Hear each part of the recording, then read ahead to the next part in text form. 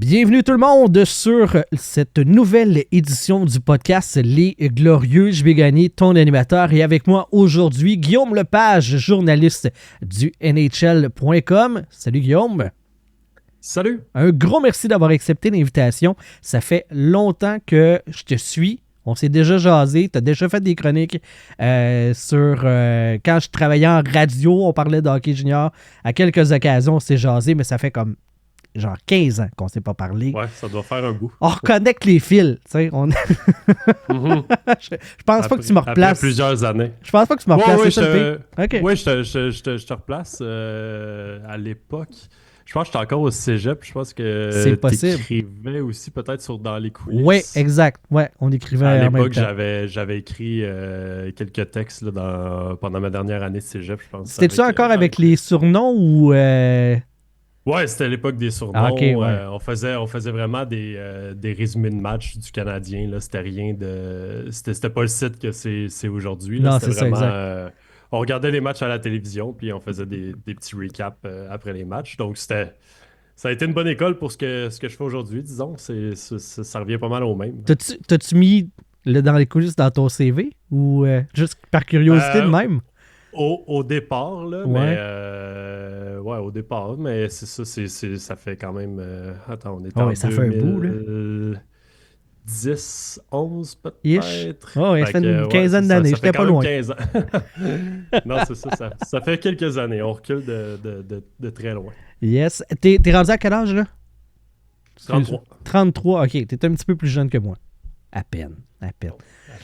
Alors, dans la trentaine, là, c'est correct. Non, c'est ça.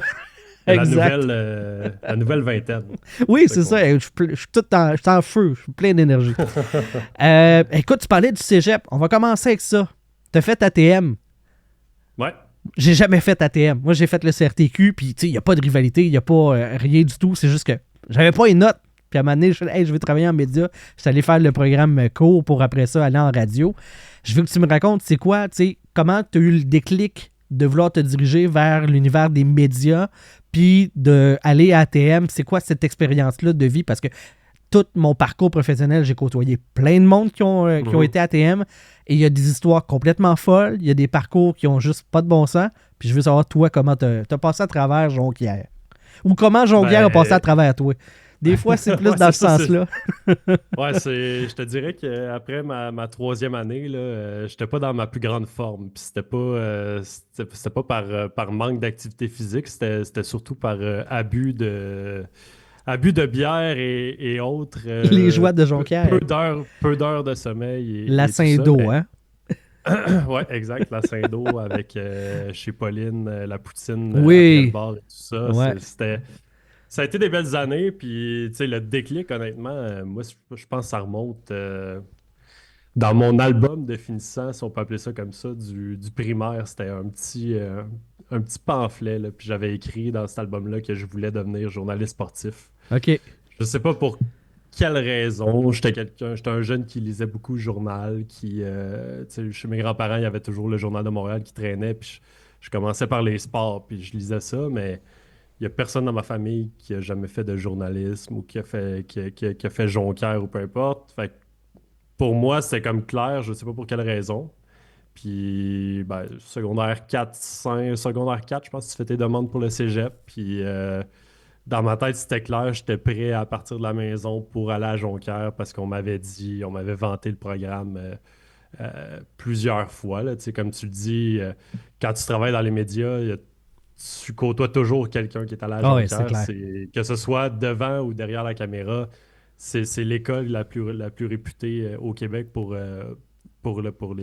l'aspect médiatique, puis l'aspect réalisation et tout ça derrière la caméra. Donc, je me suis inscrit là, j'ai été accepté, j'ai eu la chance d'être accepté. Je te dirais que j'ai mis les efforts en secondaire 4 en sachant justement une bolle, c'est ça, un cerveau, puis il se vante. Non, mais tu sais, je pense que, étant donné que j'avais cet objectif-là, j'ai vraiment, tu sais, je me suis forcé pour avoir toutes les notes. Là. Je pense que si on compare mes notes en mathématiques de secondaire 4 puis celles de secondaire 5, il y a une marge parce qu'en secondaire 5, je savais que j'étais accepté à Jonquière puis que j'avais pas besoin de maths. Là, fait que, Puis à partir de ça, ben, les 3 années, honnêtement, je suis arrivé là-bas, je connaissais personne. J'avais aucun ami qui allait, mais c'est la même chose pour tout le monde qui débarque là, ou à peu près. Il y a des petits groupes peut-être qui vont à un ou deux amis qui avaient les mêmes intérêts, qui ont réussi à rentrer à Jonquière.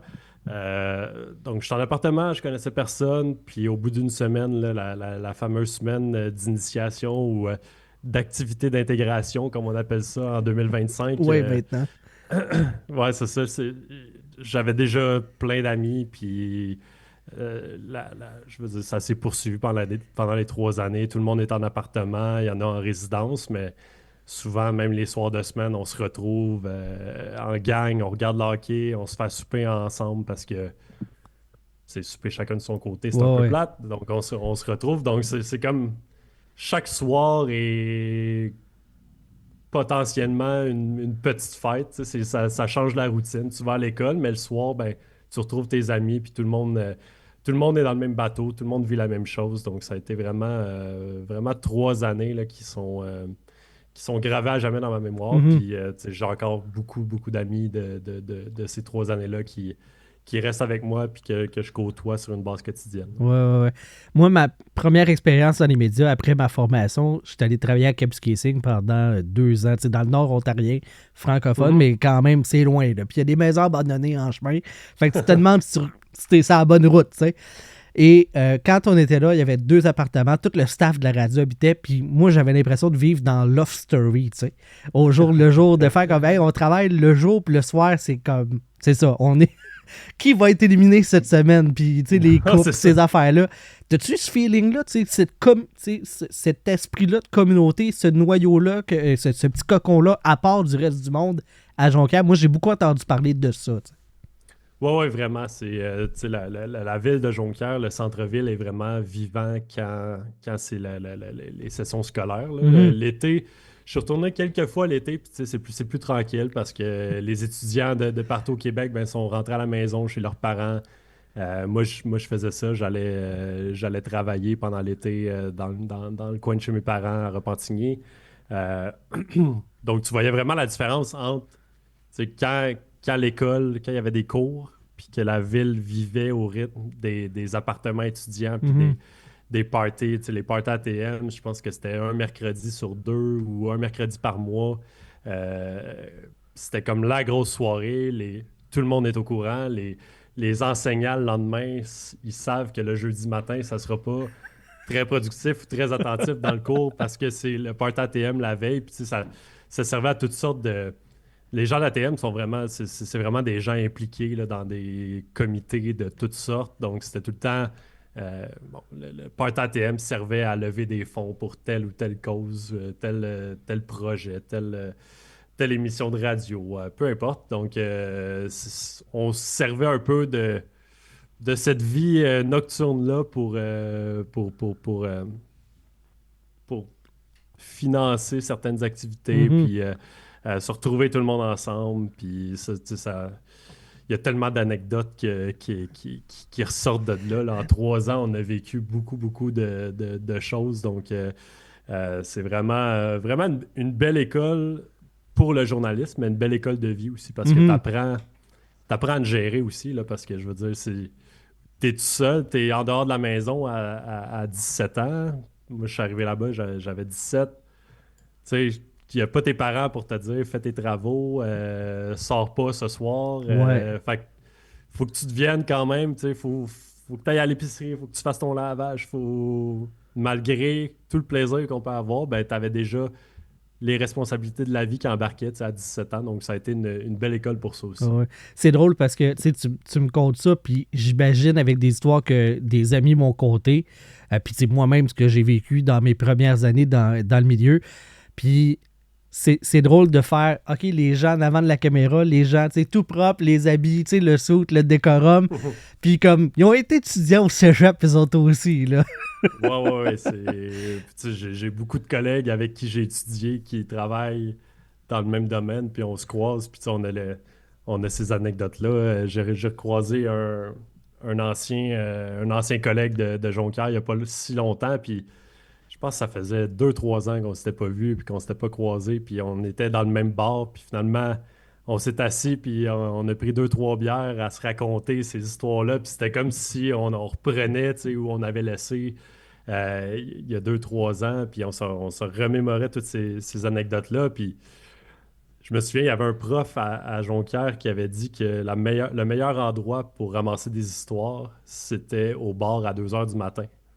Mais il disait, tu peux être là jusqu'à 2 heures, ramasser tes histoires, mais à 9 heures le lendemain, Faut que tu travailles faut que tu pareil. sois sa job. Faut que tu sois au bureau, faut que tu sois sa coche pareil. Puis tu sais, c'est drôle, à l'époque, on avait ri de ça. Puis maintenant, tu sais, je veux dire, on va en parler tantôt, mais quand je couvre le Mondial Junior, quand je couvre les séries éliminatoires, ben, on est sur la route, puis le soir, quand il n'y a pas de match, ben, on va souper, puis on va souvent au bar après et tout ça. Mais le lendemain matin, on est au morning skate à 9h30, 10h, on est à l'aréna, puis on est capable de livrer la marchandise jusqu'à la game du soir, tu sais. Fait que chaque fois que je repense à ça, je me dis, ah, tu sais, il avait raison. C'était vraiment une école pour ça aussi, de se dire work hard, play hard, comme on dit, Ouais, là. ouais. Il y avait un Si tu peu de fais le sagesse dans party. ces propos-là quand même. Ouais, puis c'était Henri Vieux, c'était un des profs les plus expérimentés du cégep, donc il en avait vécu pas mal, puis je pense qu'il parlait en connaissance de cause. Mhm. Le cégep, t'as pas tout de suite après ça tombé à travailler dans les médias, si je me trompe pas. T'as été à l'université.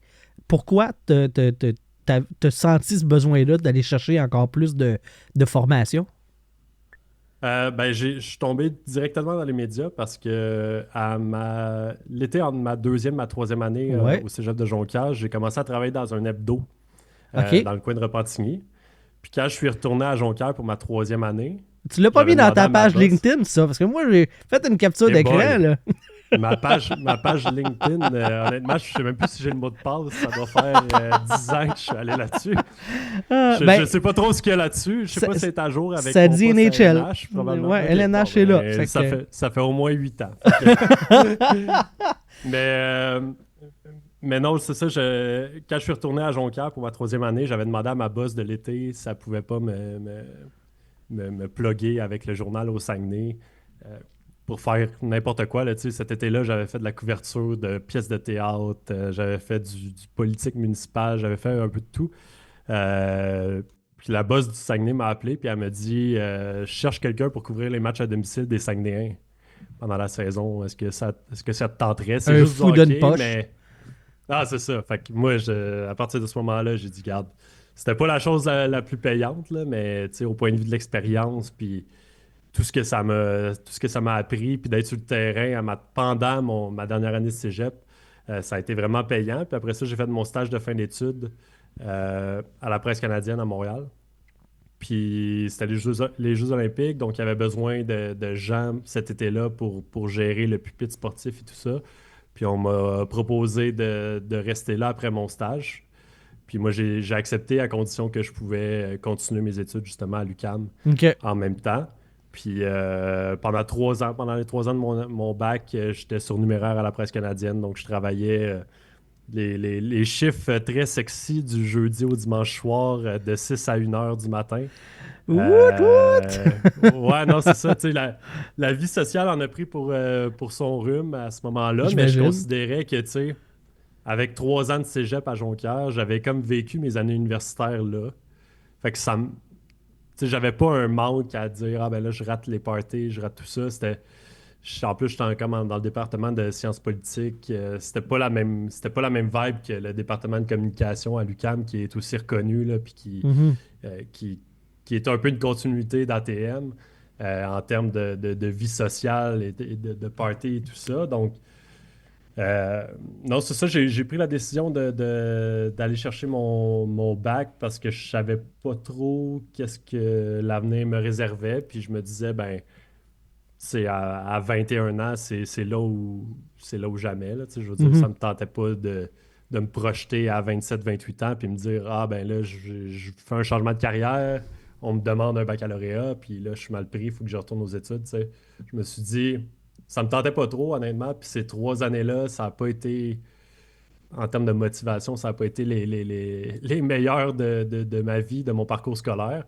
Mais je l'ai fait parce que je me suis dit, ben, ça va être un papier de secours en cas de besoin, là, si jamais tu sais, on connaît le journalisme, là, Mhm. c'est pas le métier le plus sécuritaire du monde. Donc, je me disais, je vais aller me chercher des connaissances en politique. Puis si jamais j'ai un changement de carrière à faire, peut-être en- comme devenir attaché politique ou des choses comme ça, ben, j'aurai des connaissances déjà à à ce sujet-là. Donc, c'est la raison pour laquelle je suis allé à l'université. Mais heureusement, je travaillais un peu sur le site à la presse canadienne. Donc, j'avais quand même les deux pieds sur le terrain pendant mon bac. Puis ça m'a aidé quand même à me placer puis à garder les pieds sur le terrain puis vraiment à faire ma place tranquillement pas vite dans ce domaine-là. Mhm.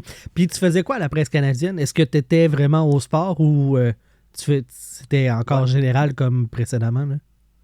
Non, j'ai touché, au début, j'ai touché un peu à tout, puis même vers la fin, j'avais encore des quarts de travail au général, mais c'était rare que j'allais sur le terrain pour le général, là, tu sais. C'était vraiment au sport.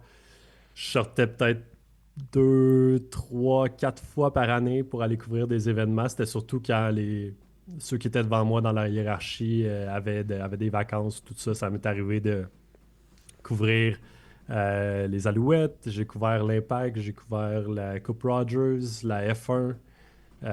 J'ai pas mal tout fait ce qui était à Montréal là, en termes d'événements sportifs, à part le Canadien. J'ai jamais eu la chance d'aller là parce que la liste était un peu plus longue de ce côté-là. Là. Quand quelqu'un était en vacances, tout le monde sautait sur l'occasion pour aller couvrir un match au Centre Bell. Donc, moi, j'ai longtemps été le dernier rentré. Fait que je ramassais les affectations là, qui se rendaient jusqu'à moi. Donc, c'était vraiment au sport ma talle. Mais ce que je faisais majoritairement, c'était du pupitre. Donc, traduction de textes, révision des textes de nos journalistes qui étaient sur le terrain. J'envoyais ça sur le fil de nouvelles. Donc, c'était repris après par nos clients là, qui sont RDS, la presse, les hebdos régionaux et tout ça. Ouais, c'est ça. Ben, Euh, dis-moi donc, pour les gens qui connaissent pas la presse canadienne, le principe d'une agence de presse, parce que ça existe, on voit passer les noms, mais le fonctionnement, c'est de l'AFP, des choses comme ça. mhm. La presse canadienne, c'est comme si c'était un peu comme la centrale de recrutement dans la Ligue nationale, là. C'est comme s'il y avait une 33e équipe, mais qui donne l'information à tout le monde. Ouais. Si j'image, là. Mais Ouais, c'est comment, ça. tu sais, au jour le jour, comment ça fonctionne, la presse canadienne? Ben, nous, mettons, au sport, on avait un fil de nouvelles, puis c'était les nouvelles de l'Associated Press qui rentraient. Puis on les traduisait en français, on retransmettait ça sur le fil, puis nos clients sont abonnés, donc ils ont le même fil. Puis là, ils sélectionnaient les textes qu'ils voulaient sur leur site ou dans leurs journaux. Euh, donc, c'est un peu le fonctionnement, là. On est une grosse usine de traduction, on rédige aussi. Tu sais, s'il y a une nouvelle qui se produit, un congédiement d'entraîneur, ben, on va rédiger nous-mêmes la dépêche qui va être très brève. On appelait ça des 200 mots. Là. C'est 200 mots, straight to the point, l'événement qui est arrivé, tout ça. C'était vraiment, pour ça, c'était vraiment une bonne école parce que t'es 5 Q là, dans le lead. Là, c'était steak, blé d'Inde, patate. C'était un peu On la parle pas de technique à la fesses, là, presse on parle de canadienne. qui, quoi, où, comment, là. Juste pour. Ouais, c'est ça. Non, exact. Donc, c'était pas mal ça la job. Puis après ça, ben, on envoie ça aux clients, puis eux décident qu'est-ce qu'ils choisissent là-dedans. Donc, ça arrivait aussi que, disons, je couvrais la F1. euh, Peut-être que RDS reprenait mon texte, le mettait sur son site. Puis des fois, tu sais, ça arrive encore aujourd'hui. RDS a son journaliste sur place aussi. Donc, comme nous, la rapidité d'exécution, c'est vraiment notre marque de commerce. Donc, on envoyait quelque chose rapidement. Donc, ça peut meubler le site, mettons, pendant une heure. Puis quand le journaliste de RDS a fait son texte, ben là, il remplaçait le texte. Donc, c'est un peu, je pense que c'est une bonne école aussi pour mettre ton ego de côté, là, parce que des fois, j'écrivais des textes, on les signait, puis les sites les reprenaient, puis c'était juste signé la presse canadienne. Tu sais, ton nom n'existe pas. C'est vraiment agence de presse, c'est un peu ça le fonctionnement, là. Il n'y a pas de gros noms ou de journalistes. Tu mets tout ça de côté, puis tu travailles pour la boîte. Donc, ça a été vraiment une bonne école. Puis, les gens, c'est ça, c'est souvent, ah, tu travailles pour la presse. Non, c'est pas la presse, c'est la presse canadienne qui est un client de la presse. Ça peut porter à confusion, là, mais le travail n'est pas le même Ouais, partout. ouais. Pour les gens du Saguenay-Lac-Saint-Jean, il y a aussi le quotidien. Fait que t'as la presse, t'as le quotidien. Tu sais, c'est tous des noms de même qui font comme c'est générique au Ouais, puis domaine des nouvelles. le quotidien est un client aussi de la presse Oui. canadienne, donc ça arrivait aussi que tu sais, j'avais des amis qui étaient comme ah, ils ont repris ton texte aujourd'hui. Fait que j'avais un texte signé dans le quotidien au Saguenay alors que je suis à Montréal. Donc je gardais les contacts avec la région du Saguenay là, pendant ces années-là. Éventuellement, comme là aujourd'hui, tu es Guillaume Lepage du LNH.com. Donc, tu es passé de la presse canadienne à la Ligue nationale. Comment ça s'est fait, ça? Est-ce que c'est eux qui t'ont approché? Est-ce que tu as vu une opportunité? Tu as appliqué? Comment le. Parce que moi, j'ai quasiment l'impression que c'est passé du côté obscur de la force. Là. Tu sais, t'es journaliste pour Ouais, la Ligue que tu couvres. Tu sais. Fait qu'on va en parler. ouais, Mais avant, on va embarquer sur comment tu as fait cette transition-là pour aller vers la Ligue nationale. Ben après, je pense que ça faisait 5 ans que j'étais à la presse canadienne. Puis l'année d'avant, mon collègue Robert Laflamme, qui a pris sa retraite l'année passée, avait fait la transition de la presse canadienne à LNH.com. Puis tu sais, j'avais quand même, je le voyais pas souvent parce que Robert était souvent à Brossard ou au Centre Bell, là. Il passait rarement au bureau. Mais quand il passait au bureau, on avait des bonnes discussions, on jasait de hockey. Il savait que j'avais beaucoup d'intérêt pour le hockey junior. Tu sais, même à cette époque-là, même dans mes quarts de travail, le soir, ben, je prenais le téléphone, puis j'appelais des entraîneurs, j'appelais des joueurs pour faire des portraits, un peu le travail que je fais aujourd'hui à LNH, mais je faisais ça, tu sais, en même temps de m'occuper du fil de nouvelles et tout ça, mais je voulais vraiment pousser ça, puis essayer de conserver ou de bâtir mon réseau de contacts dans le hockey junior. Euh, donc, il est au courant de cet intérêt-là. Puis je pense 1 an après qu'il soit passé à LNH, le boss, le patron là-bas, c'était Arpin Basu, Oui. qui est encore à LNH à l'époque. Puis il a dit à Robert, as-tu un nom en tête? Tu sais, j'aimerais ça qu'on pousse le côté prospect sur notre site, puis qu'on parle un peu plus des espoirs qui jouent dans le junior majeur et tout ça. Puis Robert a immédiatement pensé à moi, puis il m'a appelé, puis il dit Hey, il dit, je sais pas c'est quoi ta situation à la presse canadienne. J'étais encore sur numéraire, j'avais pas de poste permanent et Ah tout ouais, ça. OK. Ouais, mais tu sais, c'était sur numéraire, mais je savais que j'avais pas mal 4 chiffres semaine, des fois Mhm. 5, là, ça arrivait, mais ça reste que c'est pas la grande sécurité d'emploi, là. Euh, Puis Robert m'est arrivé avec ça, puis il dit, honnêtement, il dit, je pense que si tu veux, la job est à toi, tu sais, tu vas venir, tu vas passer l'entrevue, mais je pense que c'est à toi. Fait que j'ai dit, ben écoute, je vais aller à l'entrevue. Puis je suis arrivé là, puis Harpin était comme, voilà les chiffres, voilà tes tâches, tu peux commencer quand. Tu sais, c'était C'est pas ça. mal. Quand est-ce que ta case est là, elle est prête? Non, c'est ça, je pense que Robert avait fait du bon travail pour me vendre, là. Uh-huh. Donc, tu sais, je pense que tu le sais, là, le domaine des médias, c'est une game de contact aussi, là. Ouais.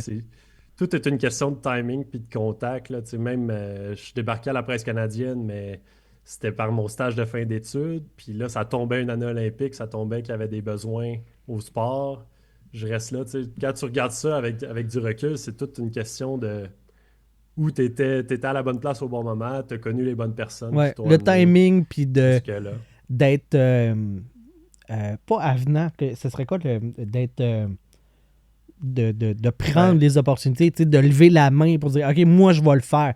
Si tu es ouais, cette c'est ça. personne-là, Puis tu vas avancer dans le domaine des médias, là, c'est sûr. Là. exact. Moi, c'est ce que, tu sais, ça m'est arrivé d'aller parler à des étudiants à l'université ou même je suis retourné à Jonquière les 2 dernières années. Ça faisait drôle quand même d'aller là en tant que conférencier. Pas un jeudi matin le lendemain du party. Non, je pense pas. Non, je pense que c'était un mercredi, là. Fait qu'il avait l'air assez en OK, forme. c'est bon. Mais tu sais, ce que je leur dis, c'est oui, il y a une question de timing, il y a une question de contact, mais faut que tu crées ça. Puis, tu sais, moi, en levant la main puis en disant, j'avais présenté à mon boss à la presse canadienne comme un projet LHMQ, comment on pourrait couvrir ça pendant la Mhm. saison, combien de features on pourrait faire aux semaines, aux 2 semaines, tout ça. Puis, si j'avais pas fait ça, ben peut-être que Robert aurait pas su que j'avais un intérêt pour ça. Tu sais, si j'avais juste fait mes corps en attendant qu'il y ait des départs puis que je gravisse ces échelons, ben peut-être que ce serait pas arrivé. Donc c'est aussi de démontrer de la volonté puis de lever la main chaque fois qu'il y a une occasion puis de saisir toutes les opportunités, même quand on m'envoyait, tu sais, les couvertures aux Alouettes, là, je connais le football, mais je suis pas un grand connaisseur. Tu sais, demande-moi pas les positions sur le terrain, mais là, cet été-là, je pense que Frédéric Degg, qui couvre les Alouettes, était en vacances, puis on m'a dit, ben là, ce serait à toi, tu sais, si tu veux-tu y aller? Fait que, let's go! Ben oui, Puis je je me suis n'attendais que ça. préparé. Je me suis préparé en conséquence, puis tu sais, je suis arrivé là prêt, puis j'ai lu comment on couvrait ça, une game de football, parce que c'est différent quand même d'un match de hockey, puis je suis arrivé là, puis j'ai fait le travail. Fait que je pense que c'est un peu des deux, là, tu sais. Il y a aussi il y a de la chance, il y a du timing, il y a des contacts, mais il faut aussi que tu démontres à tous ceux que tu côtoies dans le domaine que tu as de la volonté, puis que tu veux faire la job. Mhm, exact. Autrement dit, si je récapitule, là, ta première job comme journaliste dans le domaine du hockey, c'est avec la Ligue nationale. J'ai bien calculé, à Ben, part deux. le séjour Ouais, c'est avec ça. les Sags, là. Exact. C'est la première fois que j'ai mis les pieds dans le vestiaire du Canadien, c'était avec lnh.com. Donc, je suis arrivé là, puis Ça, c'est j'avais pas complètement d'expérience. fou, là. Non, c'est ça, Puis en plus, c'est arrivé, là, puis c'était... je pense que je commençais cette journée-là, puis Harpin m'avait écrit, puis il m'avait dit... il dit, viens au bureau cette journée-là, tu vas ramasser ton ordi, ça va être une journée, tu sais, pour installer tes affaires, puis on va te montrer comment ça marche le site Internet et tout Mhm. ça. Puis je pense que le matin même, je suis en train de me préparer, puis il dit ouais, va-t'en au bureau, ramasse l'ordi, puis il dit je vais passer te chercher, puis on s'en va à Brossard, là, on va aller faire la pratique. J'étais comme OK. Fait que c'est vraiment, tu sais, j'ai même pas eu le temps d'y penser. C'était comme embarque dans le métro, va-t'en au bureau, Harpin me ramasse, on arrive à Brossard, il y a la pratique, puis là, OK, c'est le temps de descendre, puis tu sais, 1 heure et demie, 2 heures après, t'as les deux pieds dans le vestiaire du Canadien, puis c'est Mhm. comme ben va-t'en dans les scrum, puis la nouvelle de la journée ou quelque chose comme ça. Là. Fait que C'est n'importe quoi, ça.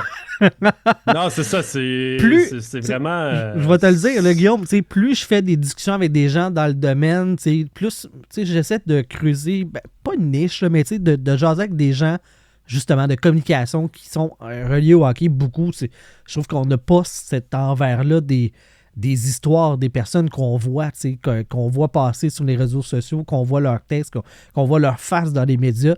Puis à toutes les fois, il y a ces petits éléments-là, tu fais comme, ben voyons. Non, non, c'est ça. Ça fait pas de sens, mais c'est génial. C'est parfait. C'est sorti de nulle part un peu, puis tu sais, je m'attendais vraiment pas à être sur le terrain parce que le deal que j'avais avec Harpin, c'était euh, tu vas faire du pupitre presque autant qu'à la presse canadienne, mais on veut aussi que tu t'écrives un ou deux textes juniors par semaine sur des espoirs, sur des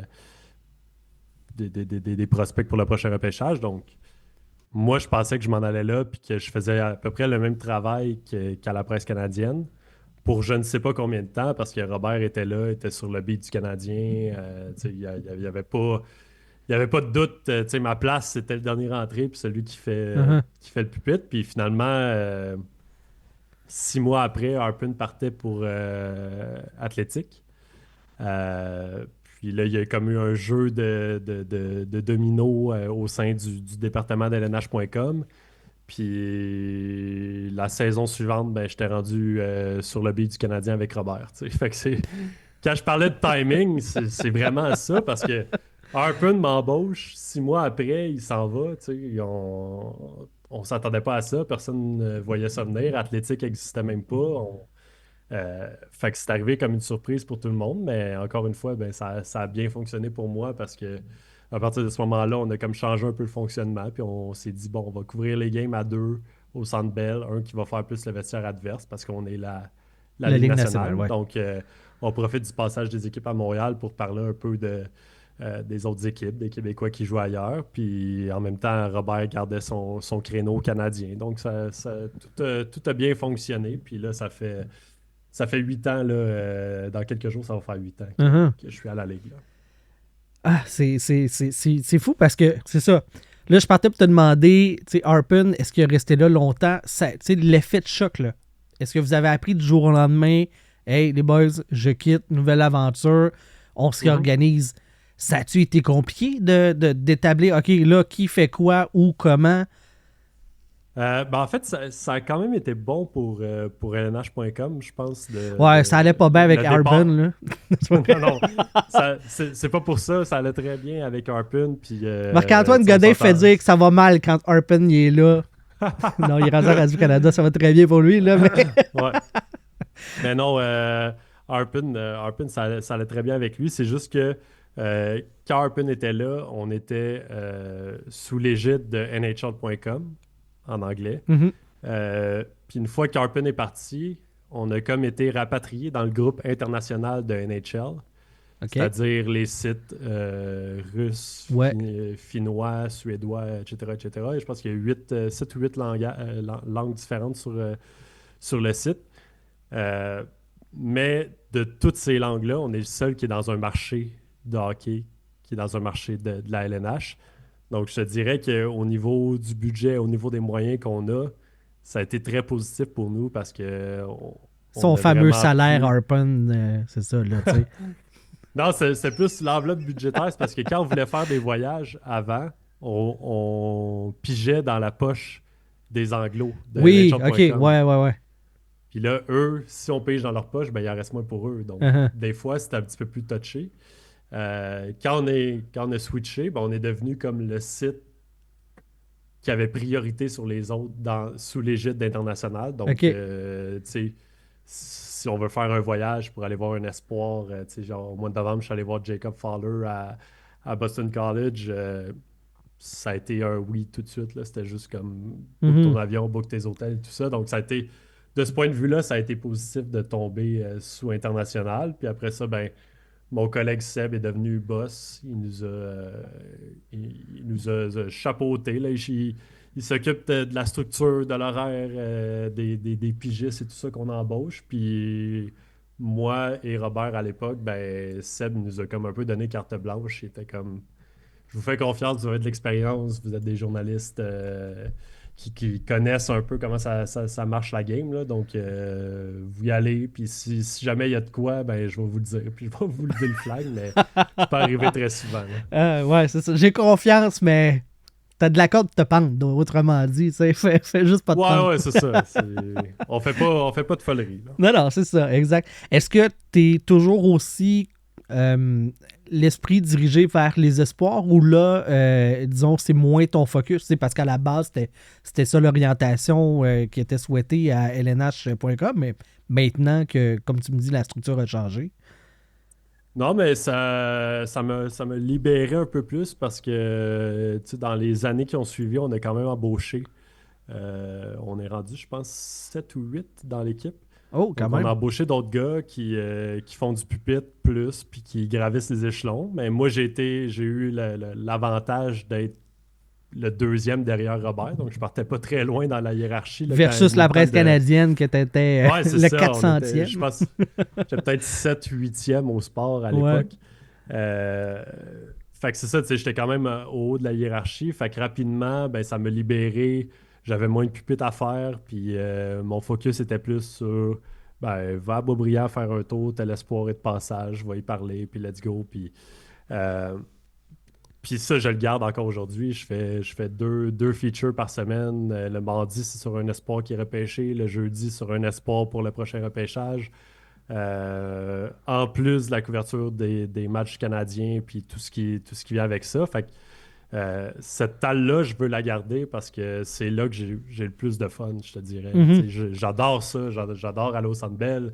Je me plains pas pantoute. C'est que dans le junior, tu as une proximité avec les joueurs que tu n'auras jamais au niveau professionnel. Là, tu sais. Les gars juniors, on dirait que tu commences à développer ta relation avec eux à leur année de repêchage, ou peut-être même avant. Tu sais, dans le cas d'Alexis Lafrenière, ben, on le surveillait déjà avant même Mhm. son année de repêchage, mais ces relations-là, tu es bâti pendant l'année de repêchage, l'année suivante, après quand ils reviennent dans la LHMQ, puis une fois qu'ils sont rendus chez les pros, puis qu'ils sont de passage au Centre Bell cette semaine, la semaine passée, c'était Maverick Bourque.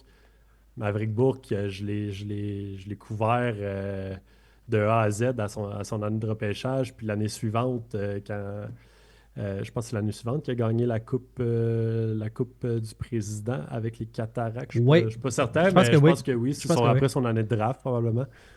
Euh, donc, tu sais, la semaine passée, je suis arrivé dans le vestiaire des Stars, puis Maverick est là, puis hey, salut, ça va, puis blablabla. Les C'est gars ça, t'es pas se un souviennent de parmi toi, tant tu sais. d'autres. C'est que t'es celui qui est arrivé en premier de la cour des grands, dans le fond. Ouais, c'est ça. Puis j'ai l'avantage de jouer aussi dans la Ligue nationale. Fait que, tu sais, j'ai le meilleur des deux mondes parce que je les T'as-tu un revois contrat après dans la. recru ou jouer Ligue nationale? Euh, La façon que tu le Ouais, non, disais. c'est ça. Je suis junior, j'ai un hybride junior Ligue Ouais, nationale, ouais. mais c'est parfait comme ça parce Tout, que oui. Tout, je, oui.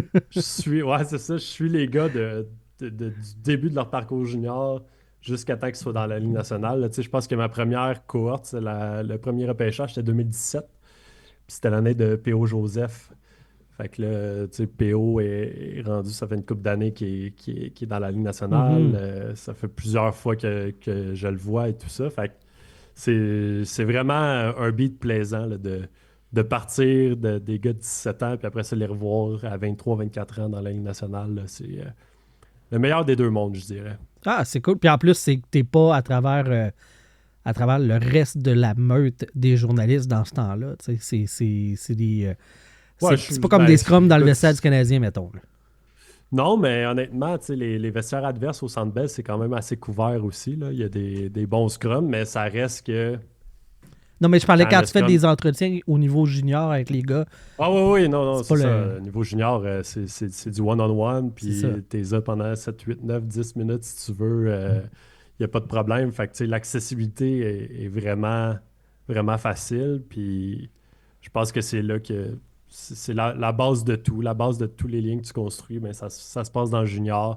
Même avec les entraîneurs, là, c'est des coachs qui se retrouvent dans leur bureau, puis une couple d'années après, ben, ils vont graduer chez les pros. Ça arrive moins souvent, je te dirais, avec les entraîneurs de la GMQ, là, mais tu sais, récemment, quand Sylvain Favreau a été dans les rumeurs et tout ça, ben Sylvain, j'ai déjà une bonne relation avec. Donc, quand il va graduer chez les professionnels, ben ça va être un autre contact aussi que je vais avoir à portée de main. Fait que j'aime vraiment ça, jouer vraiment dans le junior puis dans la Ligue nationale. Là, Mhm. c'est parfait pour J'ai moi. demandé à nos auditeurs s'il y avait des questions pour toi. Jerry Godbout te demande qui t'a le plus impressionné dans le domaine.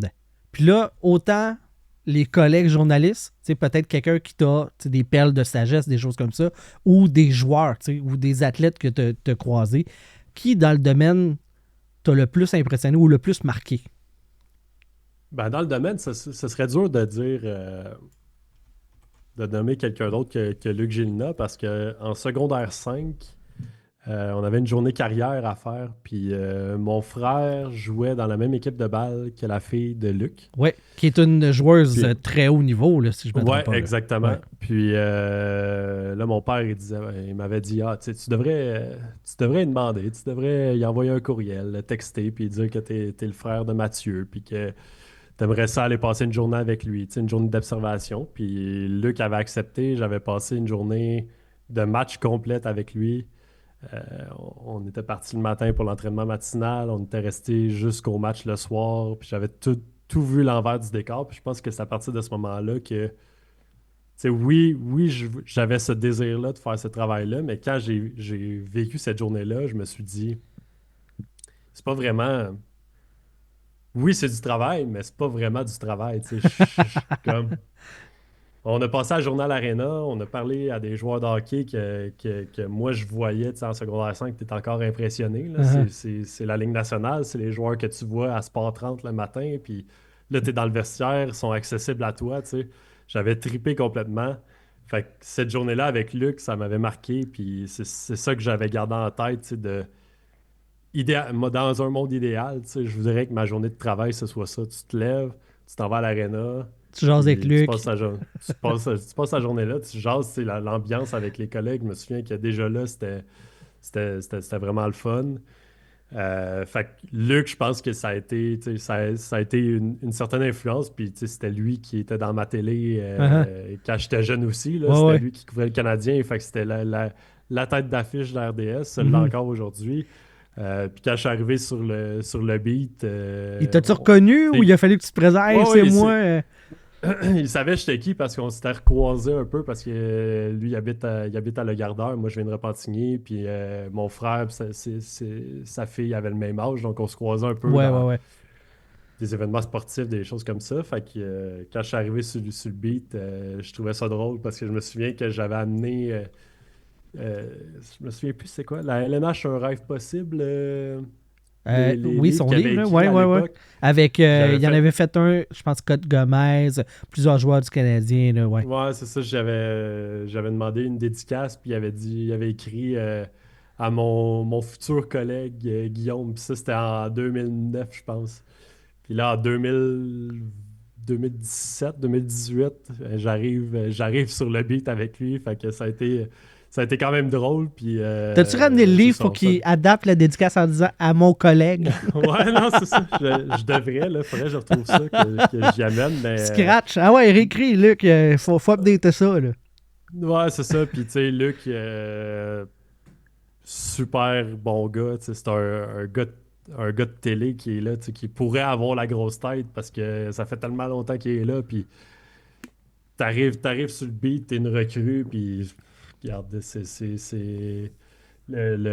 comme si c'était ton voisin qui est jazz du Canadien, puis super friendly, super accueillant, puis ils m'ont tout de suite rentré dans la gang là, dès que je suis arrivé. Fait que je dirais. Au départ, c'était impressionnant, Luc Gilna, tu sais, de passer une journée avec lui et tout ça. Là, maintenant, c'est rendu un collègue, c'est rendu un ami. Fait que, non, c'est le nom qui me vient en tête. Puis pour les joueurs, ben, je te dirais que je pense que tous les joueurs sont impressionnants pendant les 5 6 7 premiers mois que tu fais cette job-là. Là. Tu sais, c'est Mhm. comme. On dirait que c'est un autre monde, là, puis que toi, t'es un outsider, que tu arrives là-dedans, mais tu sais, après 8 ans. Là, c'est de la routine parce qu'on dirait que le fait que je suis groundé sur le junior, ça me rappelle tout le temps que ces gars-là, tu sais, ils étaient dans le junior, puis ils avaient 17 ans à l'époque, puis Ouais, ouais, ouais. c'était comme des kids, puis là, ils sont rendus que, oui, ils font des millions, ils jouent dans la Ligue nationale, mais ça reste des humains comme toi puis moi, là. Fait que ce petit aura de où tu es impressionné, ben, je pense que ça s'estompe avec le temps. Puis c'est ça qu'il faut, là, parce que tu es là pour leur poser des questions. Tu n'es pas là pour, Mhm. pour être un fan puis pour être impressionné devant eux. Là. Fait que, Ça fait moins non, je te dirais professionnel que. un peu, mettons. Tu t'arrives puis Ouais, tu non, c'est gèles en ça. avant du joueur. Puis je te dirais que si j'avais un nom, là, chez Weber était là à mes premières années dans le vestiaire. Puis j'ai toujours eu l'impression qu'il avait 15 ans de plus que moi, alors qu'il y en a, je sais pas, il est quoi, là, Il doit avoir 37 37, peut-être? 36, un enfant de même. C'est ça, c'est comme 4 5 ans de différence, là, mais j'ai toujours eu l'impression que Il y a c'était un. 39. Fait que, Ok, il y a 39, fait 2 que ans c'est plus vieux 6 que ans. moi. 6 ans, ouais. Mais c'est ça, il est C'est pas. 6 ans, j- mais tu Tu sais, y vois à j'arrivais là, face, moi, t'as l'impression qu'il y en a 55, là.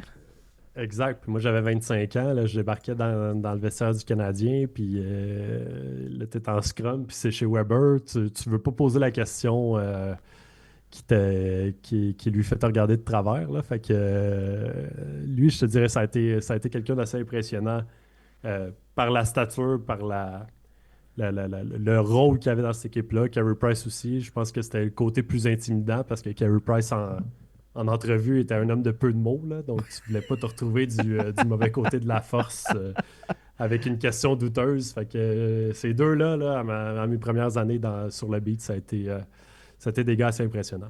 D'ailleurs, tu me fais penser, tu sais, ça, c'est une affaire qui. Tu sais, on a tout le temps l'impression que c'est un peu des questions détournées, qu'il y a un peu de. On fait attention, on veut pas froisser, on veut pas.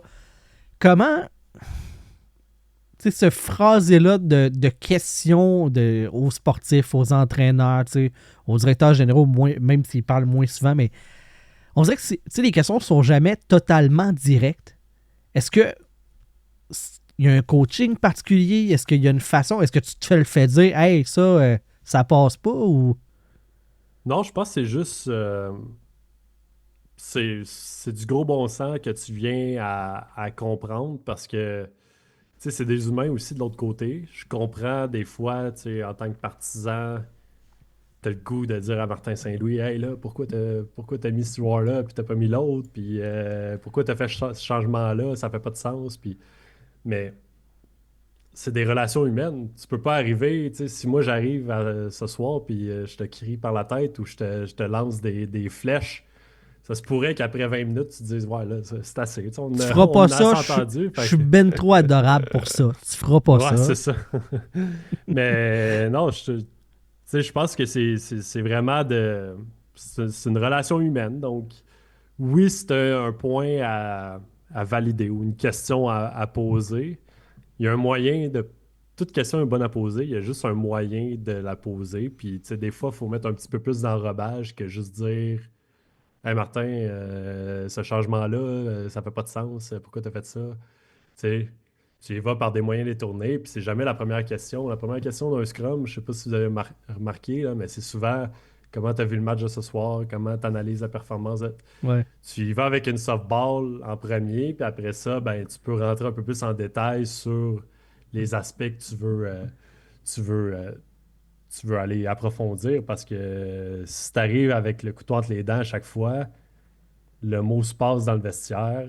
C'est pas long, là, tu sais, les gars sont ensemble 24 heures sur 24. Fait que le gars va retourner dans la Mhm. salle des joueurs et va dire Hey, ce gars-là, là, avec la moustache, pose ses questions de fin finaux, puis il m'a presque attaqué en me posant sa question. Ben, les autres vont le savoir, puis après ça, si tu te brûles, si tu commences à te brûler à gauche, à droite, ben après ça, ta job est plus difficile à faire là, parce que Mhm. tu vas arriver ailleurs. Puis c'est pas une question, je pense pas que c'est une question de contrôle du message, de l'organisation, tout ça. Je pense que c'est vraiment une question de tu veux garder des liens professionnels avec les joueurs, des bons liens pour te faire une bonne réputation, puis être capable de leur parler, puis de retourner les voir jour après jour, semaine après semaine, puis qu'ils te donnent des bonnes réponses.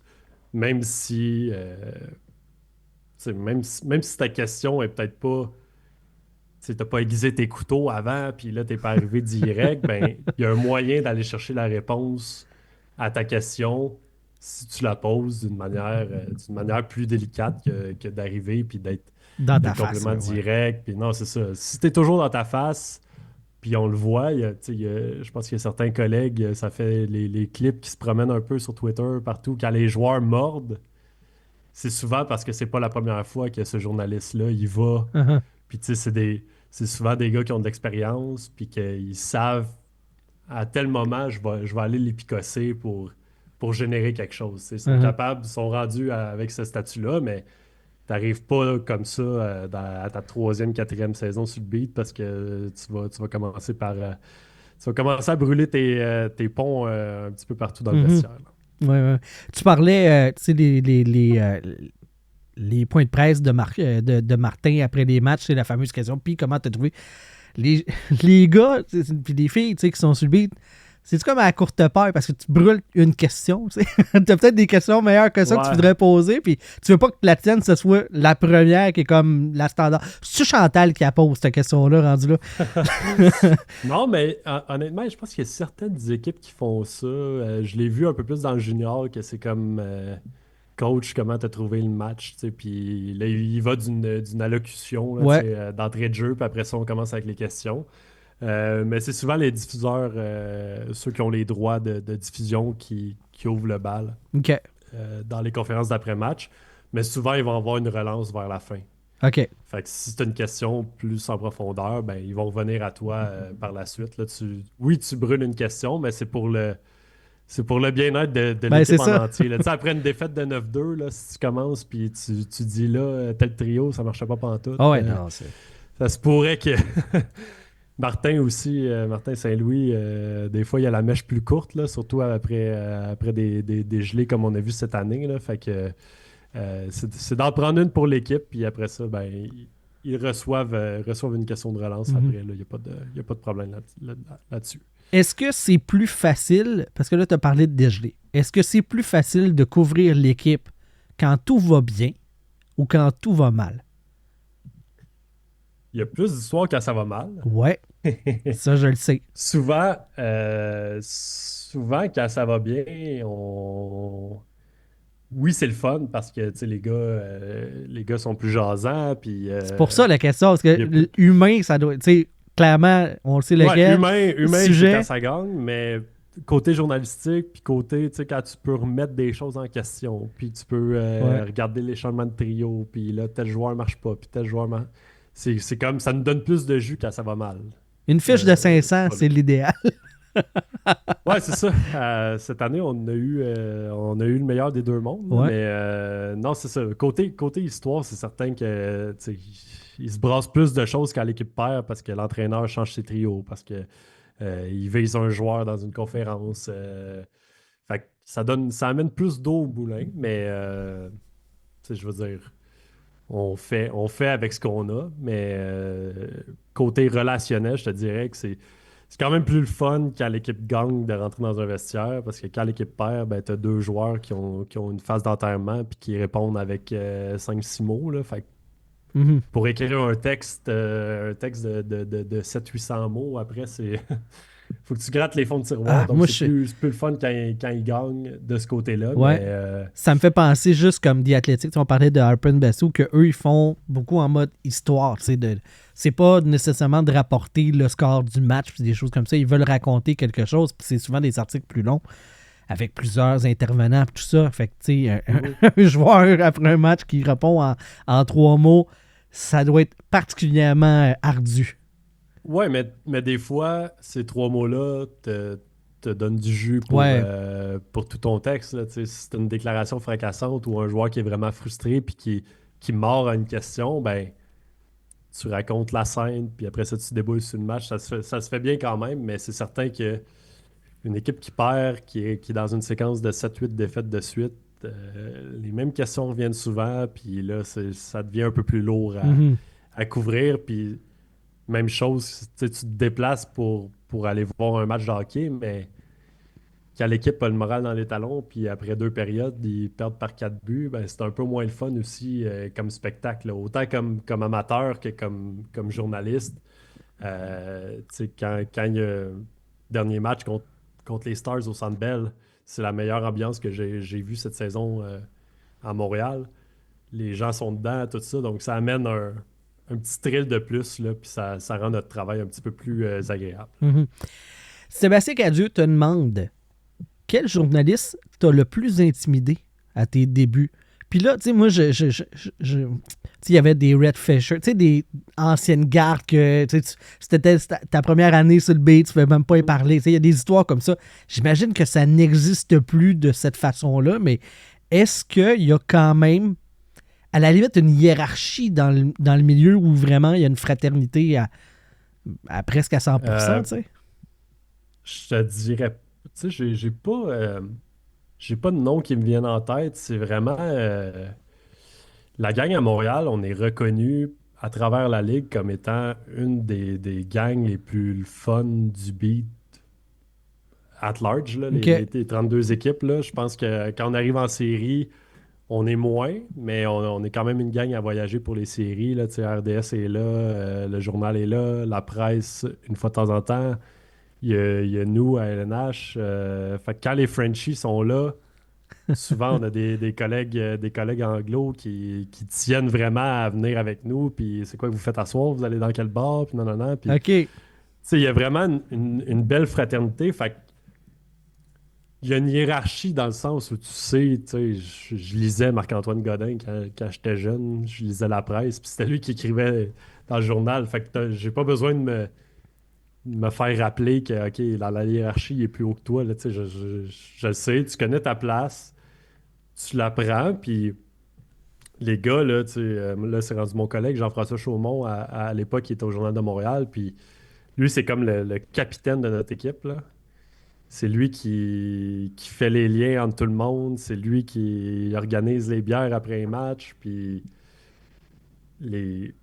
Je sais pas, moi j'ai appris avec ça, j'ai grandi avec ça. Je suis arrivé sur le beat, puis ça marchait comme ça. Fait que j'ai rien connu d'autre, mais on parle à des collègues de Toronto, puis C'est comme, vous allez prendre des bières après les matchs. Puis on est comme, oh, oui, on se retrouve 9-10 à l'île Noire sur Saint-Denis, puis on prend notre bière, puis on jase même pas de hockey, là. C'est comme, on met le hockey de côté, puis on jase Parce que vous de autres, c'est nos la vies, job, puis là. on est des...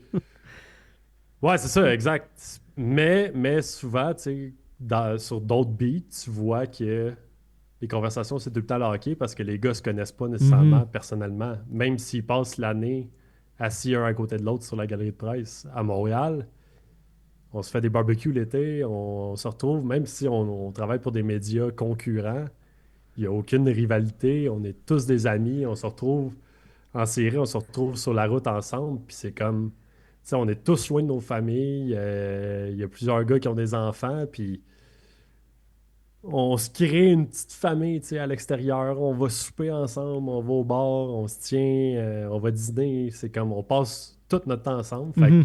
ça devient plus que des collègues, là. C'est des amis. Puis après ça, ben, on se retrouve à Montréal sur le même beat. Fait qu'il y a vraiment pas de. Tu sais, je les ai entendus, là, les légendes sur Red Fisher qui n'adressaient pas la parole aux recrues avant leur deuxième année. Puis en tout cas, Mhm. qui étaient bien sévère. Tu sais, je pense plus que ça. Même Marc Defoy, qui est comme le doyen de cette gang-là, quand il est au Centre Bell, il arrive, puis ça a vraiment été rapide, qui a commencé à me jaser, puis maintenant, c'est Marc, puis moi, c'est Guillaume, puis let's go. OK, OK. On jase. Fait que C'est bien mieux de côté même, là. francophone, honnêtement, ben oui, c'est ça. Tu sais, je pense qu'à une autre époque, il y avait peut-être un petit peu plus de concurrence. Là, tu sais. Mhm. Il y avait aussi plus d'occasions d'avoir des scoops sur le Canadien, là, on s'entend. En 2025, le message est assez contrôlé. Ouais. Puis oui, tu as des gars qui vont sortir des bonnes histoires, des bons features tu sais, sur l'histoire d'un joueur, le background story ou peu importe. Ça, c'est bon, mais il n'y a plus vraiment de scoop à aller chercher. Là. Tu sais, ce matin, l'accident d'Emil Heinemann, il n'y a personne qui est au courant avant que le club l'annonce. Là, tu sais, Là, c'est un char ou une calèche? Je veux qu'on règle ça. c'est une bonne question. C'est une bonne question. Je Faut voyais que creuser. Yo! Luc était à l'intersection où c'est arrivé tantôt. Là. Je ne sais pas s'il y a des traces de chevaux ou Il y a probablement des traces de chevaux, mais peut-être pas dans Non, l'accident. c'est ça, on ne sait pas. On ne sait pas si c'est l'accident. Ouais. Une petite référence à la grande communauté amish dans ce secteur-là. Mais donc, l'île Noire-Saint-Denis, c'est le spot après-game du Canadien si vous voulez croiser des journalistes. Et il n'y a pas, comme à la lutte dans le temps, là, tu sais, les méchants et les gentils, fallait pas qu'ils soient vus ensemble. Fait ils ne pouvaient pas arriver dans le même char. Ça n'existe pas, ça. Tu peux pas. Tu sais, Renaud Lavoie puis, je sais pas, tu sais, Marc Denis d'RDS, ils ont le droit de jaser en dehors de la. Ouais, là, je parle vraiment plus des journalistes écrits, là, Ok. Renaud puis Marc J'ai Denis. pris ces C'est rare exemples-là. Là, mais... qu'on les côtoie, là, mais c'est plus les Gascons, les Richard Labbé, Simon-Olivier Lorange, Guillaume Ouais. François, Chaumont, etc., etc. Souvent, c'est Chaumont avec sa camionnette de papa là, qui fait un lift à 4-5 gars. Fait qu'on arrive même dans la même minivan. Là. Fait Wow! que, il n'y a pas de, y a pas de, y a pas de deux groupes différents. Là. On arrive tous ensemble. Il arrive. Là, comme, même Charles se rend, ça arrive-tu, mettons, ah, mon laptop est brisé, tu me passerais-tu le tien que je sois. Tu sais, de l'entraide à ce point-là. Ben, honnêtement, écoute, là, on va sûrement parler du Mondial Junior un peu plus tard, là, Ouais. mais à ce Mondial Junior-ci m'est arrivé une mésaventure après l'élimination du Canada en quart de finale. C'est-à-dire la Ça me fait dernière encore occasion qu'on mal. avait. Ça me fait encore mal. Continue, je vois. C'était notre dernière occasion de parler à Dave Cameron après un tournoi qu'on avait qualifié de désastreux Mhm. avant même l'élimination. Moi, Kevin Dubé du journal, puis Nicolas Landry d'RDS, on se retrouve dans le même ascenseur après le match pour descendre en bas. C'est un ascenseur qui est partagé avec les partisans. Ouais. Et là, c'est la fin d'un match, donc tout le monde s'entasse dans l'ascenseur, les portes se ferment et il n'y a plus rien qui se passe. L'ascenseur ne bouge pas, les portes ne s'ouvrent plus, il n'y a plus rien qui se passe. Il y a une madame, après 2 minutes, de 77 ans qui se met à Ben hyperventiler, oui. a fait une crise de panique. C'est le bordel total. Et faire une longue histoire courte, on est resté dans cet ascenseur-là pour environ 28 minutes. Il devait faire à peu près 35 degrés à la fin, jusqu'à temps qu'on se tanne nous-mêmes, puis qu'on se dise, hey, on va essayer de l'ouvrir, la porte. Ah, Puis qu'on trouve un outil, il y a une madame dans sa sacoche qui avait une plaque en plastique. On a réussi à faire un espace entre les deux portes, puis on a réussi à tirer sur les portes. Tout ça pour dire que on a tout manqué la zone mix après l'élimination du Canada en quart de finale. Moi, j'ai un texte de match à updater, à mettre à jour avec des déclarations.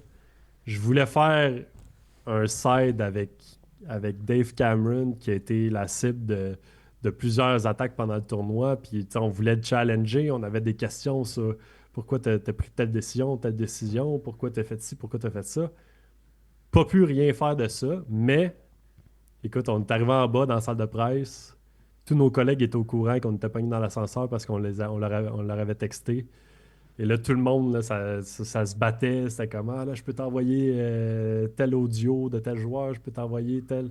J'ai fait le verbatim de tel gars, tout ça. Fait que, tu sais, on dirait que je pense pas qu'il y ait de la compétition. Peut-être qu'à une autre époque, mettons le journal et la presse, si c'était arrivé que le gars de la presse est pogné dans l'ascenseur, ça se peut que le gars du journal fasse comme, bon, parfait, j'ai toutes les quotes à moi tout seul, puis je te partage rien de ça. ouais, ouais. Mais tu sais, là, honnêtement, tout le monde est venu à notre rescousse, puis on a réussi à s'en tirer, faire comme si de rien n'était, mais ça reste que. Mais là, Faut, c'est faut connu tout- maintenant, OK? Tout le monde le sait. Ouais, ouais, c'est connu. L'histoire a fait le tour des collègues aussi, parce que, tu sais, au nombre d'ascenseurs qu'on prend dans une année, fallait un jour que ça arrive, parce que, tu sais, à chaque match, c'est tu montes, tu descends, tu montes, tu descends. Fait que je me dis, au nombre d'ascenseurs que j'ai pris dans ma vie, là, c'est la première fois que ça arrive. C'était la- une des pires expériences. Honnêtement, on était 26 dans cet ascenseur-là, puis on n'avait pas de place pour bouger. C'était vraiment pénible. Mais fallait que ça arrive, hein. Évidemment, après plusieurs voyages d'ascenseur comme ça, fallait que ça brise un jour. Puis c'est arrivé à ce mauvais moment-là, mais les collègues sont venus à notre rescousse là, après cette mésaventure-là. Donc, désolé d'apprendre ça, mais bravo pour cette solidarité-là. C'est exemplaire. Ouais, ouais, c'est ça, Félicitations, gang. exactement. C'est le bon mot. La solidarité, je pense que c'est. Dans notre domaine, en 2025, on peut pas commencer à se faire des coups bas à gauche, à droite, parce que tu sais, tout le monde est un petit peu dans la précarité. Là, on sait pas trop ce que l'avenir nous réserve. Fait que si on commence nous-mêmes à se mettre des bâtons dans les roues, là, je pense on joue quand même tous dans la même grosse équipe des journalistes, puis on essaie de faire de faire notre chemin, puis de continuer dans cette voie-là. Tu parles de précarité. Toi, tu es quand même journaliste pour la ligue que tu couvres. Mhm. Est-ce que tu as l'impression d'être plus, je veux dire, safe par rapport à l'avenir, qui est justement sécure? Ben, c'est ça, tu sais, plus safe, on sait jamais, là, tu sais. Il y a 4 ans, la Ligue a été en arrêt, a été en arrêt pendant quelques mois, Ouais. tu sais, on sait jamais ce qui peut arriver. Certain qu'on va se souhaiter qu'une pandémie, ça soit très, très rare, là, mais tu sais, on sait jamais ce qui nous pend au bout du nez, mais si je compare ma situation avec celle de certains collègues tu sais, qu'il faut qu'ils se battent pour aller sur des affectations parce qu'on manque de ressources, puis tu sais, les quotidiens doivent faire des choix, là, éventuellement. Il y a pas que le sport dans ces quotidiens-là. Moi, je travaille pour la Ligue, puis la Ligue n'a que ça à faire parler d'elle. Fait que Mhm. c'est une situation qui est différente. Donc oui, de ce point de vue-là, je considère quand même que j'ai une bonne sécurité, mais encore là, est-ce que les gens vont encore lire des textes dans 5 ans, dans 10 ans? Est-ce que ma job va devenir plus vidéo? Est-ce que, tu sais, on sait pas, c'est le big picture du journalisme, on sait pas trop où ça s'en va vers où. Tu sais, on est dans une période de transition qui s'éternise, puis on essaie des choses, c'est un peu de l'essai-erreur. Mais je considère que je suis dans une bonne situation, tu sais, si je me compare à certains collègues qui ont peut-être plus ça en arrière de la tête, tu sais, qu'est-ce qui va arriver de mon emploi d'ici 1 an, 2 ans, d'ici la prochaine négociation de convention collective, tout ça, tu sais, c'est un domaine qui est vraiment en changement. Puis on dirait qu'en travaillant pour la Ligue, ben, je suis un petit peu sur les lignes de côté de ça pour le moment, mais je suis conscient que tu sais, tout peut arriver du jour au lendemain. On n'est jamais à l'abri d'une mauvaise nouvelle, là, mais Mhm. on va se croiser les doigts, mais je suis conscient que je pense que je suis dans une bonne situation présentement. Ouais, ouais. À part l'ascenseur au Mondial Junior, qu'est-ce qui était marquant de. Puis, tu sais, la dégelée canadienne, on s'entend, mais de couvrir ce mondial-là versus d'autres. Qu'est-ce qui était marquant? Ce mondial junior-là, je te dirais que, il est assez bas dans ma liste là, de mondial. Je pense que c'était mon septième en personne. Euh, C'était pas la même chose. Oui, c'était en sol canadien, mais je sais pas, il y a probablement certaines personnes qui nous écoutent qui savent où l'Arena des Sénateurs se situe. C'est à Canada, c'est à 25-30 minutes du centre-ville d'Ottawa. Donc j'ai passé avec les collègues, là, on se faisait du covoiturage, mais on a passé beaucoup de temps dans la voiture pendant ce tournoi-là. Donc, ça enlève un petit peu le charme du tournoi qui était. Oui, on adore ça, couvrir les matchs et tout ça, mais ça reste que c'est pendant le temps des fêtes qu'on est loin de nos familles, qu'habituellement, c'est comme l'esprit de groupe. On va souper ensemble, on va au bar après les matchs, on va prendre une petite bière. Ça, on l'a un peu moins eu cette année, justement à cause que c'était tellement loin, puis il n'y a rien autour de l'aréna. Fait on faisait notre job, on revenait tard. Tu sais, pour la première fois, le nouvel an, là, sur le coup de minuit, on était tous dans la salle de presse, puis on a fait le décompte en train de travailler devant nos ordis dans la salle de presse du Centre Canadian Tire.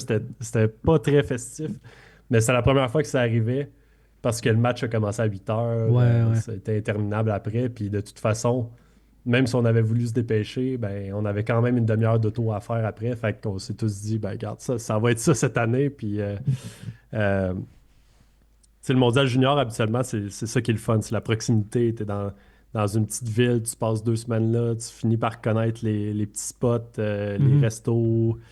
euh, Puis il y a une espèce festif aussi, même tu sais, dans la population locale. Mais ouais, Canada, ouais. c'est Écoute, à coupé, il n'y a rien, Halifax, là. là, à Halifax en 2022, là, c'est. Honnêtement, je pense que le mondial en Suède, parce que c'est en Suède, est quand même au top de ma liste. Parce que je veux dire, tu sors de l'hôtel, puis tu es en Europe, c'est comme tout est magnifié, là. Mais le mondial à Halifax, c'était vraiment l'idéal, là. C'était malade. L'aréna est en plein centre-ville.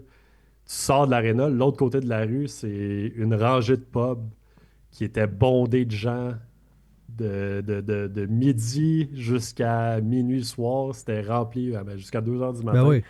Euh, Fait que tu sais, c'est ça qui est le fun, c'est comme l'esprit de communauté. Puis cette année, on l'a pas vu, là, tu sais, c'était les gens venaient en auto à l'aréna, puis repartaient en auto, puis l'ambiance n'était pas la même, Ouais, là, tu sais, ouais. on se disait entre collègues, si le Canada avait joué ses matchs à l'aréna des 67 d'Ottawa, qu'on comprend que ça n'a pas été fait là parce que je pense que c'est 10 000 places versus 18 au Centre Canadian Tire.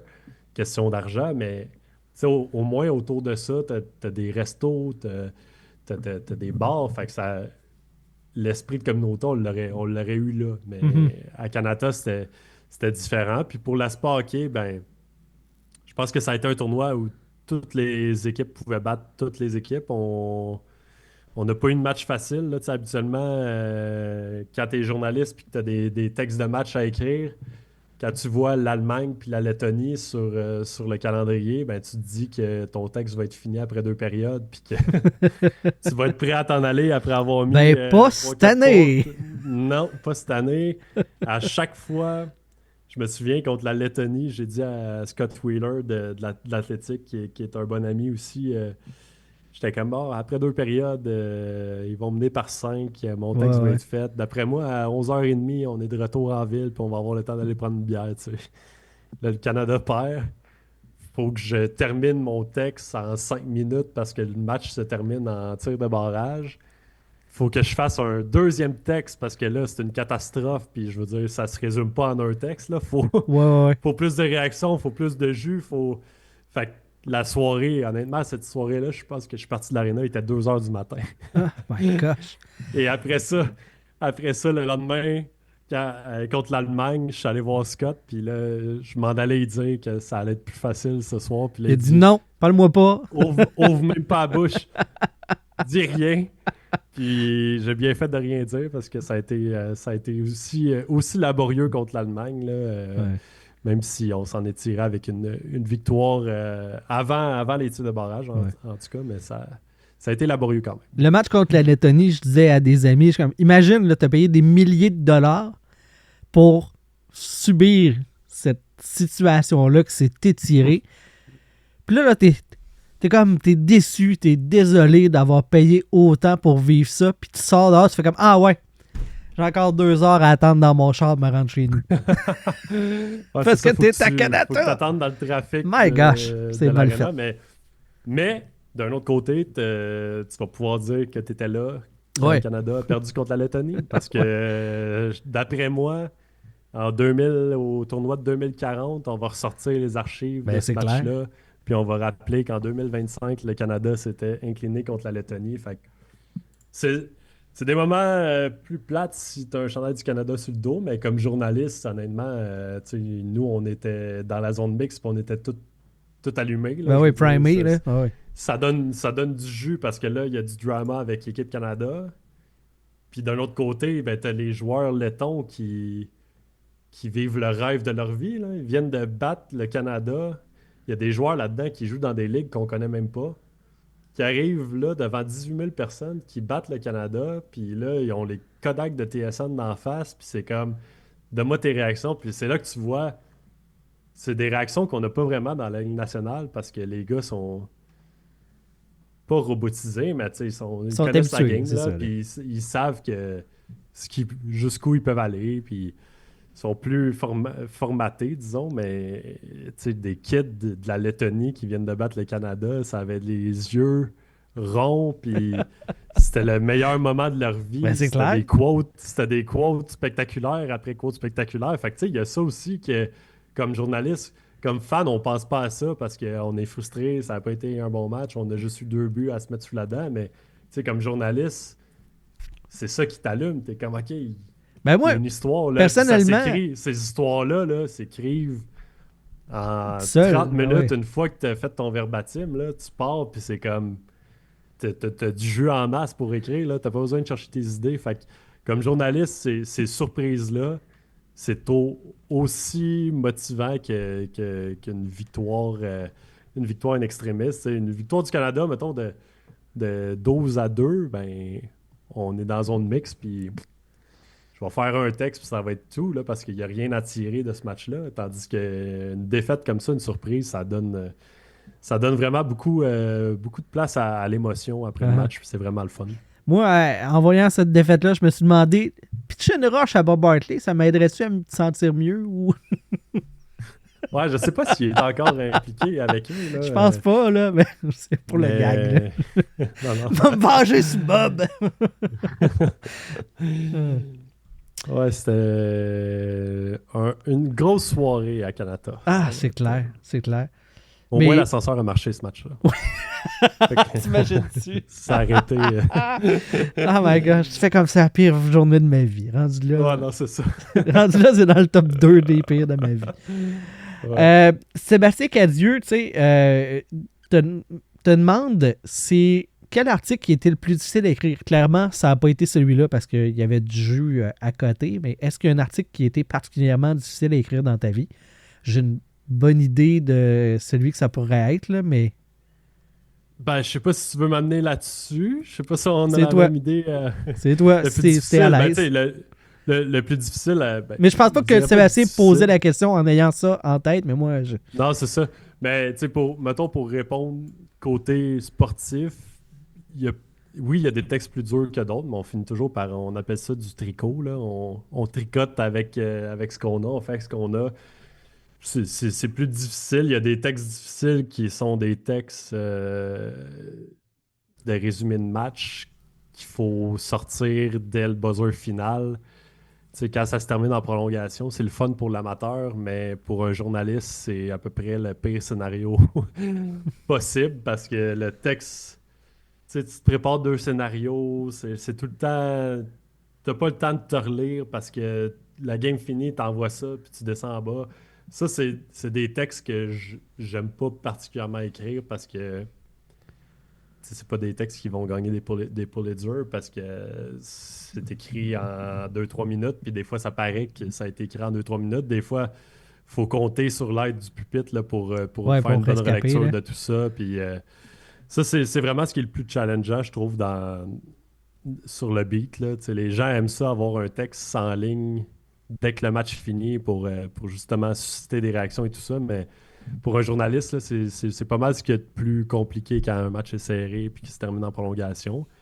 Euh, pour le texte, le plus, je dirais pas le plus difficile, mais en tout cas le plus personnel à écrire, ben, ça a été quand j'ai décidé de faire un coming out public il y a quelques années, 2022, je crois. 13 juin Juin 2022. 2022, pour être précis.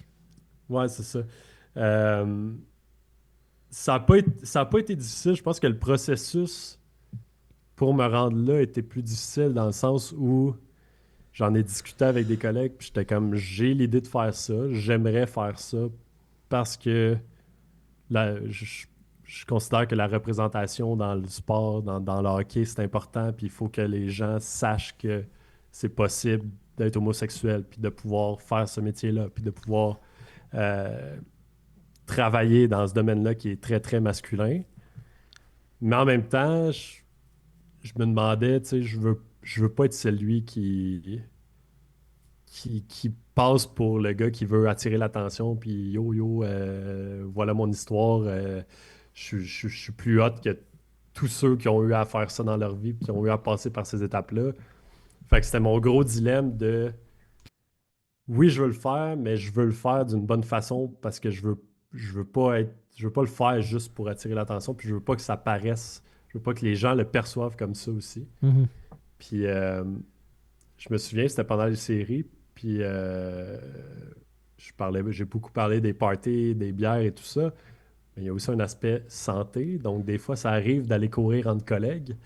Puis, je suis allé jogger une journée avec Marc-André Perrault, qui était à TVA avant.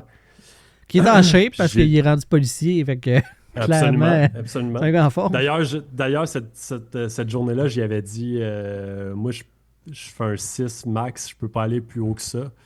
Puis parle, Jean-Jean, justement de ça. Puis lui me disait rien. Puis finalement, on a fait 7 kilomètres d'un bar. Fait que là, il fallait revenir après. Wow! On a fait un 14-15 cette journée-là, mais tu sais, j'en ai vraiment parlé avec Marc-André, puis j'ai tout exprimé ce que je viens de te dire. Puis il m'a dit, il n'y a aucune chance que ça ait l'air, que les gens le perçoivent comme je veux attirer l'attention, parce qu'il dit, tu me parles en ce moment avec ton cœur, puis tu es en train de me dire pourquoi ça te tient à cœur de faire ça. Puis à partir de ce moment-là, quand Marc-André m'a dit ça, j'ai dit, ben, regarde, je vais le faire. Puis après ça, ben, j'en ai parlé à mon patron. Puis après ça, ça s'est monté de notre côté, là, dans les hautes sphères de la ligue, parce que, veux pas, tu sais, je suis associé quand même à la ligue. Fait que c'était juste Mhm. de les mettre au courant de ma démarche, mais non, c'est ça, ce texte-là qui racontait justement que c'était vraiment pour montrer, pour être un exemple positif pour des gens peut-être qui sont dans la même situation puis Mhm. qui se posent les questions que moi je me suis posées quand j'étais jeune, euh, que c'est possible d'être ouvertement homosexuel puis de travailler dans ce métier-là. Fait que je suis pas prêt à dire que c'était le plus difficile, mais c'était le plus personnel et de loin, là, c'est pas mon genre de faire ce genre de texte-là ou d'attirer l'attention ou de parler de moi, mais ben là, ça fait 1h20 que je parle de moi, là, mais habituellement, c'est pas dans mes habitudes de.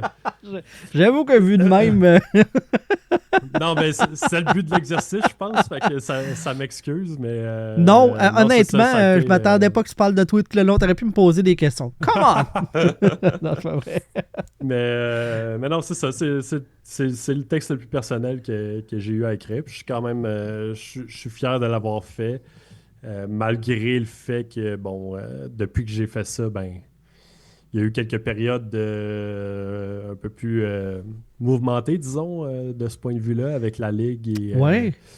chandail Ben, arc-en-ciel et tout ça. uh-huh. Comment toi, Mais personnellement, tu prends ça? Tu sais, quand il y a, exemple, Eric Stahl qui dit, moi, j'aurais jamais porté le chandail, et finalement, il l'avait porté, puis, ouais, et ouais, je me ouais, rappelle ça, pas le nom du joueur des Flyers, mais moi, je percevais, Provorov. Provorov, que ben c'est une activité de promotion de la Ligue, puis tu vas contre les engagements de ton employeur, fait que c'est Mhm. problématique au-delà de tes positions, puis Ouais. les raisons que tu évoques, là, mais... Ouais, moi, ça a été difficile parce que tu sais, j'avais accepté la part du contrat qu'en faisant un coming out public, que j'allais devenir un certain porte-parole Mhm. parce qu'il y en a tellement pas beaucoup que c'est certain que s'il y a des enjeux liés à ça, ben, on va se tourner vers des gens qui sont dans le milieu puis qui vivent cette réalité-là. Euh, Ouais, puis tu sais, comme donc, t'as une interview, tu racontes, t'as comme pas le choix de passer par cette case-là, là. Tu sais, c'est pas ouais, ouais, que c'est moi ça. je veux parler nécessairement de ça, mais reste que ça devient un événement marquant de ton parcours, tu sais. Mhm. Non, c'est ça. Puis ça je l'accepte, puis j'étais prêt à le faire. Je pense que je pouvais pas faire cet texte-là en me disant, ah, après ça, je parle plus jamais Mhm. de ces choses-là. Mais quand c'est arrivé, là, ça a été vraiment une tempête parce qu'on dirait que mes deux mondes entraient en collision, là. Tu sais, je suis conscient que je travaille pas dans un domaine avant-gardiste, puis c'est un domaine très masculin, puis j'avais de la misère quand même à la base à concilier les deux. Mais là, qui entre en confrontation comme ça a été vraiment challengeant du point de vue personnel parce que là, c'était comme d'essayer de défaire ou de détacher le travail et la personne que je suis. Mhm. Fait que cette séparation-là, ça a pris du temps à la faire. Là, maintenant, en 2025, je pense que c'est un peu ça ma mentalité. Il y a la job, il y a la personne que je suis. Je peux pas tout contrôler, je peux pas. Mais à ce moment-là, c'était vraiment une tempête parce que là, tout était mixé ensemble. Fait que ça a été assez dur. Puis en même temps, ben, j'avais des demandes d'entrevue de collègues Ben oui. qui voulaient faire des textes sur la situation puis qui cherchaient des intervenants. Fait que j'acceptais de les faire, mais à un moment donné, il a fallu que j'arrête d'en faire parce que de un, je travaille pour la Ligue aussi. Fait que ça me plaçait encore Mhm. plus dans une position délicate. Puis deuxièmement, je trouvais que tu sais, c'était de tout le temps être dans ce mindset-là, d'être frustré puis d'être fâché, ben ça draine du jus. Puis ça faisait en sorte que j'avais moins de fun à faire ma job, que j'étais plus frustré, j'étais comme. Je me remettais en question, tout ça. Donc, il a vraiment fallu que je trouve le moyen de détacher la job de la personne que je suis. Puis c'est là où j'en suis en ce moment, même si, tu sais, j'essaie quand même encore de faire avancer les choses Mhm.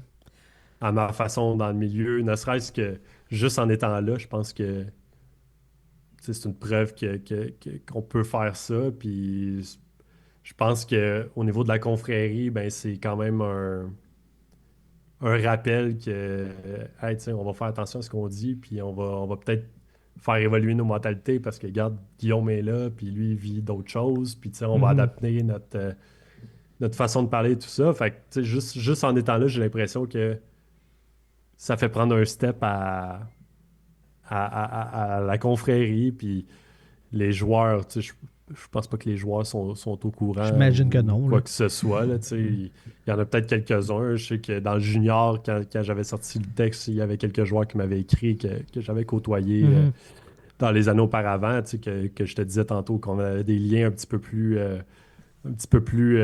établis, disons. Fait que, tu sais, ça a vraiment rien changé, mais je pense que si tu en es conscient, mais tu vas peut-être, je sais pas, adapter ta mentalité, évoluer aussi, juste en prenant conscience que d'autres gens autour de toi vivent des réalités différentes. Fait que Mhm.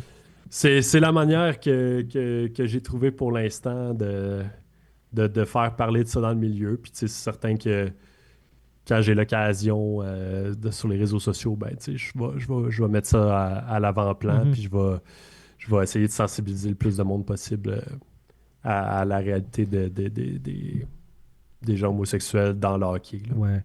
Puis c'est correct que tu décides, toi, ce que tu as le goût ou non de faire aussi par rapport à ça. Tu n'as pas à nécessairement être le. Tu sais, euh, te forcer le casting de je suis le journaliste gay, donc dès que ça touche Non, de non, c'est près ou de ça. loin, hey, appelez-moi, ou que les gens pensent nécessairement à toi, tu sais, c'est correct de mettre Non, tes c'est limites. ça, c'est C'est juste toi de. personnellement aussi, là.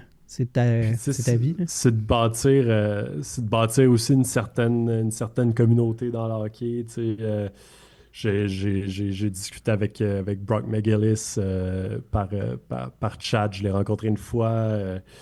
Il y a aussi une belle histoire, le trainer du Kraken de Seattle qui était de passage à Montréal plus tôt cette saison. Lui avait fait un texte similaire au mien, mais je pense 2 ans plus tard. OK. Puis après l'entraînement, j'attendais pour rentrer dans le vestiaire du Kraken. Puis il est venu se présenter, puis il dit Hey, j'ai lu ton histoire, puis euh, genre, continue de sensibiliser le monde à tout ça. Puis il m'a donné une rondelle que c'est marqué Keep being you, you're amazing, quelque chose comme ça. Fait Ah, que tu c'est sais, cool, ça. c'est une mini communauté dans la communauté du hockey. Mais on est là, on existe, puis je pense que si on peut aider, s'il y a des joueurs qui sont dans le placard, s'il y a des joueurs, pas des joueurs, mais des membres des organisations qui sont mal avec ça, qui soient conscients au moins qu'il y en a quelques-uns dans le hockey. Mhm. On est là si jamais ils ont besoin de parler ou ils ont des questions. Ils savent qu'on existe puis qu'on est là. Fait que je pense que de ce point de vue-là, c'est important de montrer justement, de se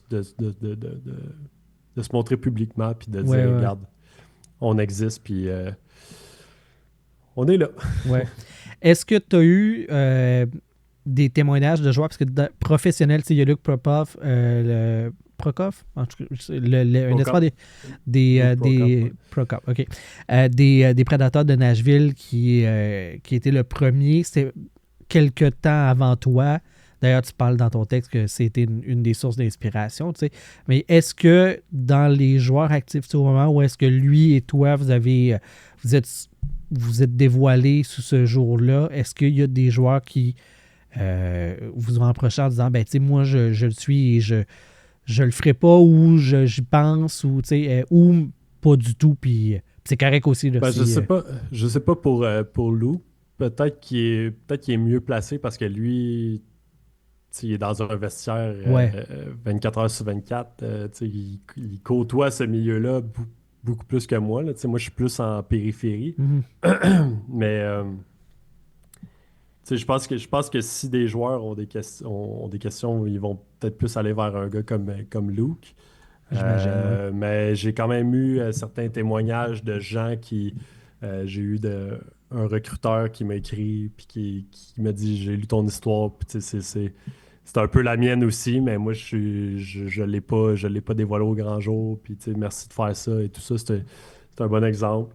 Euh, Puis j'ai quand même été surpris par le nombre de. Tu sais, j'ai eu des coachs dans le junior qui m'ont écrit, des joueurs aussi qui m'ont écrit pas pour me dire qu'ils étaient gays, mais pour me féliciter d'avoir pris la parole puis Uh-huh. d'avoir fait preuve de courage, tout ça. Fait que ça montre que malgré que tu sais, les événements comme les Provorov, les Stars, ça attire tous les regards puis tous les projecteurs, mais je pense qu'en grande majorité Mhm.